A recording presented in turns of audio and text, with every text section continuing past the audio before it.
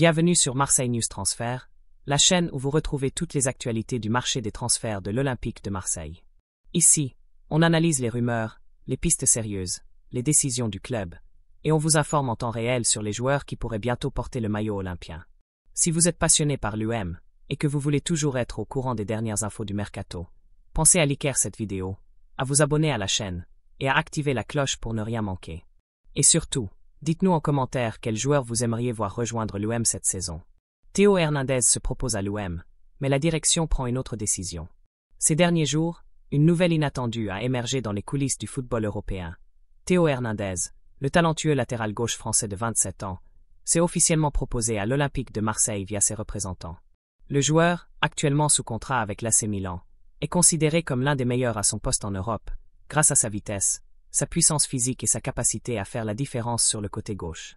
Selon les informations révélées par le journal espagnol Marca, Théo Hernandez et ses agents ont pris l'initiative d'entrer en contact avec la direction marseillaise. La raison: le club phocéen est actuellement actif sur le marché des transferts à la recherche d'un nouveau latéral gauche pour renforcer son effectif. Le profil de Théo semble donc parfaitement correspondre aux besoins de l'UM. Cependant, malgré cette approche prometteuse, la direction de l'UM a décidé de ne pas aller plus loin dans cette opération pour le moment. Théo Hernandez ne fait pas partie des priorités du club dans ce mercato. L'UM a déjà identifié d'autres options plus cohérentes avec sa stratégie sportive et financière. Parmi ces alternatives, un nom revient avec insistance: Aminou Karra, également latéral gauche de l'AC Milan, passé par la formation du Real Madrid. Karra séduit la cellule de recrutement marseillaise par sa jeunesse, son potentiel et un coût de transfert nettement plus accessible.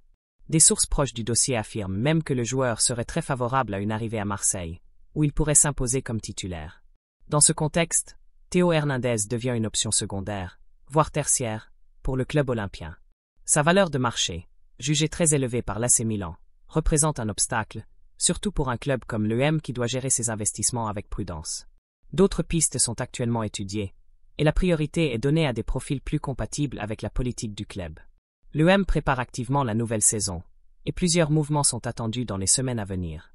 Le recrutement d'un latéral gauche reste une priorité, mais il est clair que le club avance avec méthode et sans précipitation. Restez bien connectés à Marseille News Transfert pour ne rien manquer des prochaines annonces officielles, rumeurs crédibles et rebondissements du mercato olympien. Et vous, pensez-vous que Théo Hernandez aurait été un bon choix pour l'UM? Ou le club doit-il miser sur un profil plus jeune et prometteur comme Karra? Partagez votre avis en commentaire.